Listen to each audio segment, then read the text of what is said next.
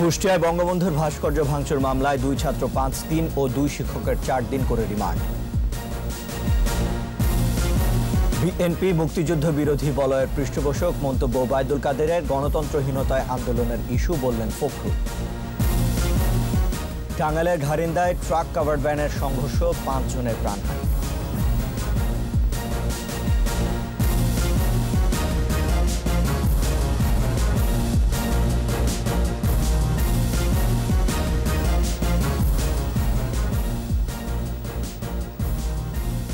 শুনছিলেন for security Islami bank limited সংবাদ শিরোনাম।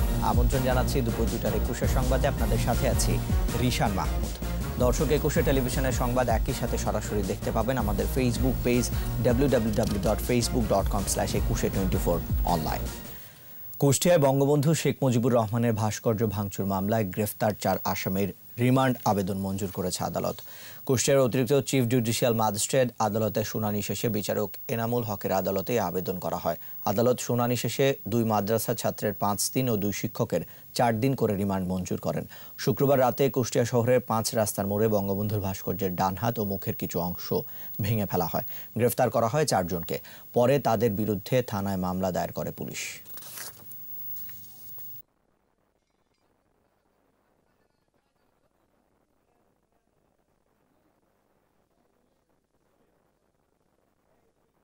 এই মামলা সুষ্ঠু তদন্ত করতে হলে রুট জানার দরকার।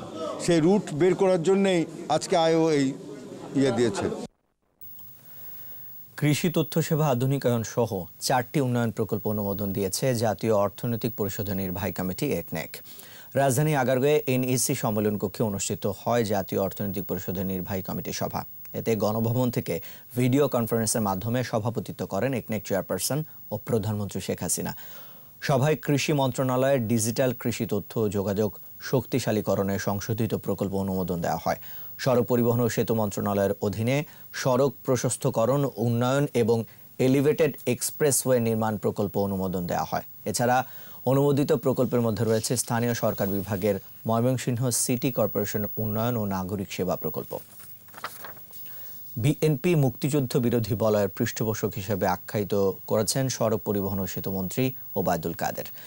সচিবালয়ে নিজ মন্ত্রণালয়ের সভাকক্ষে তিনি বলেন, উগ্র সাম্প্রদায়িক গোষ্ঠী ধর্মকে ব্যবহার করে মুক্তিযুদ্ধের চেতনা বিরোধী কর্মকাণ্ডের সমর্থন দিয়ে বিএনপি নিজেদের অবস্থান স্পষ্ট করেছে। ভাস্কর্য বিরোধীরা নেপথ্যে যারা মদত কিংবা অর্থ যোগান দিচ্ছেন তাদের বিষয়ে খোঁজ খবর নেওয়া হচ্ছে বলেও জানান ওবায়দুল কাদের। বলেন, খতিয়ে দেখা হচ্ছে ভাস্কর্য ইস্যুতে দেশি বিদেশি কোনো রাজনৈতিক ষড়যন্ত্র আছে কিনা। উগ্র সাম্প্রদায়িক গোষ্ঠীর ধর্মকে ব্যবহার করে মুক্তিযুদ্ধের চেতনা বিরোধী কর্মকাণ্ডের সমর্থন দিয়ে বিএনপি আজ নিজেদের অবস্থানকেই স্পষ্ট করেছে। তারা প্রমাণ করেছে তারাই মুক্তিযুদ্ধ বিরোধী বলয়ের পৃষ্ঠপোষক। ভাস্কর্য কোনো ইস্যু নয়, গণতন্ত্রহীনতা বিএনপির আন্দোলনের ইস্যু বলে জানালেন বিএনপি মহাসচিব মির্জা ফখরুল ইসলাম আলমগীর। ঠাকুরগাঁয়ে স্থানীয় সাংবাদিকদের এ কথা বলেন তিনি। ভাস্কর্য ইস্যু নিয়ে গোলযোগের জন্য বিএনপি দায়ী। আওয়ামী লীগের এই অভিযোগের জবাবে বিএনপি মহাসচিব বলেন, আওয়ামী লীগের ভূমিকা ডাবল স্ট্যান্ডার্ড। বিএনপি মৌলবাদে নয়, গণতন্ত্রে বিশ্বাসী। পৌরসভা নির্বাচন প্রশ্নে তিনি বলেন, বিএনপি গণতন্ত্র নির্বাচনের মাধ্যমে ক্ষমতা পরিবর্তনে বিশ্বাসী রাজনৈতিক দল।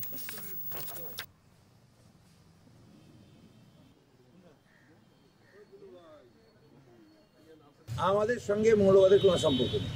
আমরা ধর্মীয় স্বাধীনতায় বিশ্বাস করি, আমরা ধর্মান্ধতায় বিশ্বাস করি। আমরা ধর্মীয় স্বাধীনতাতে বিশ্বাস করি, প্রত্যেকের মত বলতে পারবে সেটাতে বিশ্বাস করি। আওয়ামী লীগের সমস্যা হচ্ছে যে আওয়ামী লীগ সবসময় উদয়পিণ্ডি বুদল ঘানি কাপাতে চায়। টাঙ্গাইলের ঘারিন্দায় ট্রাক ও কাভার্ড ভ্যানের সংঘর্ষে 5 জন নিহত, 2 জন আহত হয়েছে। ট্রাফিক পুলিশের ইন্সপেক্টর জানান, সকাল 8টার দিকে উত্তরবঙ্গ থেকে ঢাকাগামী একটি ট্রাকের সাথে বিপরীত দিক থেকে আসা একটি কাভার্ড ভ্যানের সংঘর্ষ হয়। ঘটনাস্থলেই 4 জন নিহত হয়। আহত 3 জনকে টাঙ্গাইল জেনারেল হাসপাতালে নেওয়া হলে সেখানে মারা যায় 1 জন।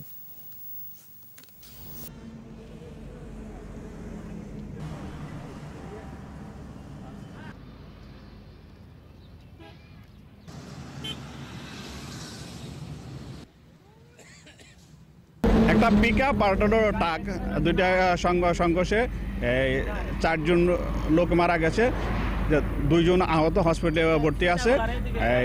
এখন লাশের সরুতাল করেছে, তারপরে আইনগত ব্যবস্থা গ্রহণ করা হয়েছে। করোনাকালের ক্ষতি কাটাতে জ্বালানি এবং পার্কিং চার্জ সহ অ্যারোনটিক্যাল ও নন অ্যারোনটিক্যাল চার্জ মওকুফ চায় বিমান সংস্থাগুলো। বেসামরিক বিমান চলাচল কর্তৃপক্ষের চেয়ারম্যান জানিয়েছেন, তাদের দাবি প্রস্তাব আকারে অর্থ মন্ত্রণালয়ে পাঠানো হয়েছে, অনুমোদন পেলে ব্যবস্থা নেওয়া হবে। আর এভিয়েশন বিশেষজ্ঞরা বলছেন, মন্দা কাটাতে সরকারের উচিত সংস্থাগুলোর পাশে দাঁড়ানো। জসিম জুয়েলের রিপোর্ট। করোনাকালে আর সবকিছুর মতো ক্ষতিগ্রস্ত এভিয়েশন খাত। প্রায় 6 মাস বন্ধ ছিল। এ সময়ে একেবারেই খাদের কিনারে এসে ঠেকেছে খাতটি। এরপর স্বাস্থ্যবিধি মেনে চলাচল শুরু হলেও কোমর সোজা করে দাঁড়াতে পারেনি এভিয়েশন খাত। এরই মধ্যে আবার চোখ রাঙাচ্ছে করোনার দ্বিতীয় ঢেউ। বিমান বাংলাদেশ এয়ারলাইন্স, ইউএস বাংলা, নভোএয়ার এবং রিজেন্ট এয়ারওয়েজ অভ্যন্তরীণ ও আন্তর্জাতিক রুটে ফ্লাইট পরিচালনা করছে। করোনাকালের ক্ষত কাটানোর চেষ্টা করছে বিমান সংস্থাগুলো। এ অবস্থায় সরকারের সহযোগিতার দিকে তাকিয়ে এয়ারলাইন্সগুলো। পিপিসি পদ্মা অয়েল টাকা পাবে, এটি 2014 থেকে 18 পর্যন্ত ওই সময়কার পাওনা, সেটি বিবেচনা করছেন কি করা যাবে। আমাদের টিকে থাকার জন্য আমাদের যেসব চার্জেসগুলো আছে, বিশেষ করে অ্যারোনটিক্যাল চার্জ বলতে আমি landing, parking, security, route navigation, এই চার্জগুলো অন্যান্য যে কান্ট্রিগুলো আছে সেই সব কান্ট্রির তুলনায় কম্পারেটিভলি আমরা বেশি পে করি। এই যে ডিফারেন্সটা আছে, আমরা বলেছিলাম যে এই ডিফারেন্সটা যেন না থাকে। বিমান সংস্থাগুলোর দাবিগুলো সরকার ইতিবাচক হিসেবেই দেখছে বলে জানালেন সিভিল এভিয়েশন চেয়ারম্যান। সিভিল এভিয়েশনের পক্ষ থেকে এবং আমাদের মন্ত্রণালয়ের সহায়তায় আমরা এবং তাদের আবেদনের প্রেক্ষিতে আমরা কিছু তাদের এভিয়েশন, এটা অ্যারোনটিক্যাল যে চার্জ আছে, চার্জগুলো কিছু মওকুফ করার জন্য আমরা একটা প্রস্তাবনা পাঠিয়েছি। এটা বর্তমানে অর্থ মন্ত্রণালয়ের ভেটিংয়ের জন্য আছে। দেশের বিমান সংস্থাগুলো এর আগে কখনো এরকম বিপর্যয়ে পড়েনি, তাই সংকট কাটিয়ে উঠতে সরকার পাশে দাঁড়াবে বলে আশা করছেন এই এভিয়েশন বিশেষজ্ঞ। এখন যে দাবিগুলো তারা করছে, এটা অত্যন্ত যৌক্তিক দাবি বলে আমি মনে করি। এই সময় যে কোনো ধরনের সহযোগিতা এয়ারলাইন্সের জন্য যেখানে যেখানে সম্ভব সবগুলো ক্ষেত্রেই কিন্তু এয়ারলাইনগুলোকে বাঁচিয়ে রাখতে হবে। অভ্যন্তরীণ রুটে বিমান চলাচল স্বাভাবিক হলেও আন্তর্জাতিক রুটে পরিস্থিতি এখনো নাজুক, তাই ঘুরে দাঁড়ানো সহজ হবে না বলে মনে করছেন তারা। Jasim Jewel, 21 television, Dhaka. No mask no service বিধি মেনে চলুন, সুস্থ থাকুন। বিরতি নিচ্ছি, যখন ফিরছি তখন অন্যান্য খবরের সঙ্গে আরও থাকবে। লালমনিরহাটের 12টি চরে সৌর বিদ্যুৎ সংযোগ, সরকারের প্রতিশ্রুতি পূরণ হচ্ছে বললেন বিদ্যুৎ প্রতিমন্ত্রী। আবার আমন্ত্রণ দুপুর 2:21 সংবাদে। লালমনিরহাটের হাতিবান্ধায় 12টি চরে সৌর বিদ্যুৎ সংযোগ দেওয়া হয়েছে। নর্দার্ন ইলেকট্রিসিটি সাপ্লাই কোম্পানি লিমিটেডের উদ্যোগে এই সংযোগ উদ্বোধন করেন জ্বালানি ও বিদ্যুৎ প্রতিমন্ত্রী নসরুল হামিদ বিপু। এ সময় তিনি বলেন, এই সংযোগের ফলে 3 উপজেলার 12টি চরের মানুষ বিদ্যুৎ পাবে। প্রতি ঘরে বিদ্যুৎ পৌঁছে দেওয়ার সরকারের প্রতিশ্রুতি অনেকটাই পূরণ হলো বলেও জানান তিনি। এছাড়া তিনি আরও জানান, 2021 সালের আগেই বাংলাদেশ 24,000 মেগাওয়াট বিদ্যুৎ উৎপাদনে সক্ষম হয়েছে।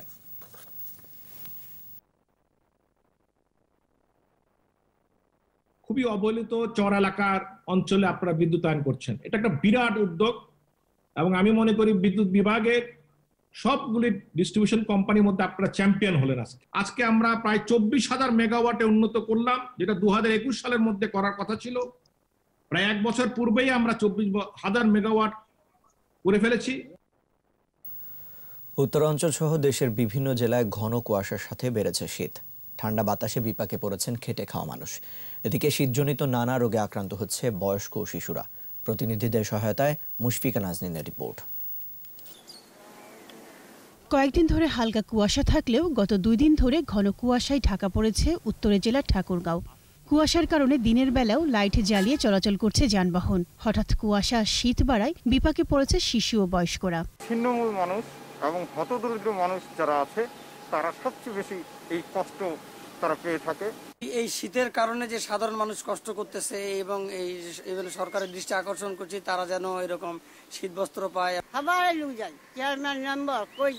আমরা কোনো কাপড় চোপড় পাই নাই। এদিকে গাইবান্ধায় শীত পড়তে শুরু করেছে। ভোর থেকে ঘন কুয়াশায় ঢেকে থাকে চারপাশ। সূর্যের ঝলকানি কম থাকায় বইছে ঠান্ডা বাতাস। কুয়াশার কারণে দেখা দিয়েছে ছোট বড় যান চলাচলের সমস্যা। ঠান্ডার জন্য বাচ্চা কাচ্চা বাইরে হতে পারে না, আর নিজেও তো কাপড় চোপড় দিয়ে আসি, তাও তবু করি ঠান্ডা। কুড়িগ্রামের ঠান্ডায় জনজীবন বিপর্যস্ত হয়ে পড়েছে। সকাল থেকে মিলছে না সূর্যের দেখা। ঠান্ডা বাতাসে বিপাকে পড়েছে চরাঞ্চলবাসী সহ খেটে খাওয়া মানুষ। বেড়েছে শীতজনিত নানা রোগ। এতদিন হয় না, আজকে বেশি মাত্রা দেখা যাচ্ছে। অসুখ বিসুখ, সর্দি কাশি, জ্বর, মাথা ব্যথা, মনে কর আবার বাচ্চা কাচ্চা নিয়ে পাতলা পায়খানা। কুয়াশাটার জোর বেশি, ঠান্ডারও বেশি বা বাতাসও বেশি। রাজারহাট আবহাওয়া অফিস জানিয়েছে কুড়িগ্রামের সকালের তাপমাত্রা ছিল 14.4 ডিগ্রি সেলসিয়াস। মুশফিকা নাজনীন, একুশে টেলিভিশন। সামুদ্রিক মৎস্য আইন সংশোধনের দাবিতে সমুদ্রে মাছ শিকার বন্ধ করে দিয়েছে ফিশিং ট্রলার মালিক শ্রমিকরা। এতে দেশের অন্যতম এই রফতানি ঘাটটি হুমকিতে পড়বে বলে মনে করছেন সংশ্লিষ্টরা। আলোচনা করে দ্রুত আইনটি সংশোধনের দাবি জানিয়েছে মেশিন ফিশারিজ অ্যাসোসিয়েশনের নেতারা। বিপ্লব মজুমদারের ক্যামেরায় চট্টগ্রাম থেকে রিপোর্ট করছেন হাসান ফেরদৌস। মৎস্য আইন সংশোধনের দাবিতে আন্দোলনে নেমেছে জাহাজ মালিক, মেরিন ফিশারিজ কর্মকর্তা কর্মচারী সহ সংশ্লিষ্টরা। সাগরে মাছ ধরা বন্ধ করে দিয়ে ধর্মঘট শুরু করেছে তারা। ধর্মঘটের কারণে বন্ধ রয়েছে জাহাজের মাধ্যমে সাগরে মাছ ধরা। দেশের সমুদ্র সীমায় মাছ ধরছে 95টি প্রতিষ্ঠানের 258টি জাহাজ। বছরে আহরিত মাছের পরিমাণ 1.5 লাখ টন, যার অর্ধেকই রপ্তানি হয়। সদ্য পাশ হওয়া আইনটি সমুদ্র থেকে মৎস্য আহরণে বাধাগ্রস্ত করবে বলছেন জাহাজ মালিক সহ সংশ্লিষ্টরা। আইনটি পরিবর্তনের দাবি তাদের। যে ব্যক্তি জাহাজ দায়িত্ব নিয়ে সমুদ্রে যাবে তাকে 25 লাখ টাকা জরিমানা এবং 2 বছরের জেল দিতে পারবে। তার আপিল করার কোনো সুযোগ রাখে নাই। এটা তো কোনো আইন হইতে পারে না। আমাদের প্রতিবাদ এখানে। আইনটি বাস্তবায়ন করা হলে আমাদের মেরিন ফিশিং সেক্টরটা একটা শান্তিপূর্ণ সেক্টর। এখানে কখনো কোনো ধর্মঘট হয় না, কোনো অশান্তি হয় না, কোনো বিশৃঙ্খলা হয় না। আইনটি নতুন করে সংশোধনের আগে অংশীজনের সাথে কোনো আলোচনা করা হয়নি, অভিযোগ তাদের। এই আতঙ্কিত অবস্থা থেকে এই যে সুযোগ, দুর্নীতি করার যে সুযোগ, এই ব্যবস্থাপনার মাধ্যমে এগুলির থেকে পরিত্রাণ পেতে হবে। সাগরে মাছ ধরা বন্ধ থাকলে দেশের অন্যতম রপ্তানি খাতটি বিপর্যয়ে পড়বে বলে আশঙ্কা সংশ্লিষ্টদের। হাসান ফেরদৌস, একুশে টেলিভিশন, চট্টগ্রাম। অবসরপ্রাপ্ত লেফটেন্যান্ট কর্নেল ও মুক্তিযোদ্ধা ডক্টর মুস্তাফিজুর রহমানকে সামরিক মর্যাদায় নড়াইলের লোহাগড়ার ইতনা গ্রামে দাফন করা হয়েছে। গতরাতে সেনাবাহিনীর পক্ষ থেকে ক্যাপ্টেন মারুফের নেতৃত্বে মুস্তাফিজুর রহমানের কফিনে গার্ড অব অনার প্রদান করা হয়। এ সময় উপস্থিত ছিলেন ইতনা ইউপি চেয়ারম্যান নাজমুল হাসান টগর, বঙ্গবন্ধু স্কোয়াডের সদস্য সহ আত্মীয় স্বজনেরা।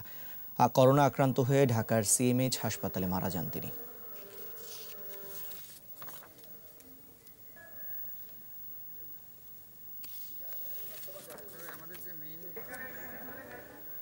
এরই সাথে শেষ করছি দুপুর 2টার 21 সংবাদ। যাবার আগে ফার্স্ট সিকিউরিটি ইসলামী ব্যাংক লিমিটেড সংবাদ শিরোনামগুলো আরও একবার।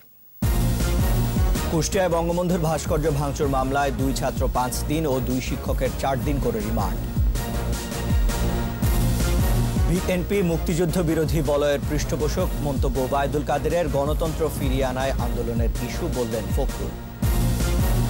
টাঙ্গাইলের ঘারিন্দায় ট্রাক কাভার ভ্যানের সংঘর্ষ, 5 জনের প্রাণহানি।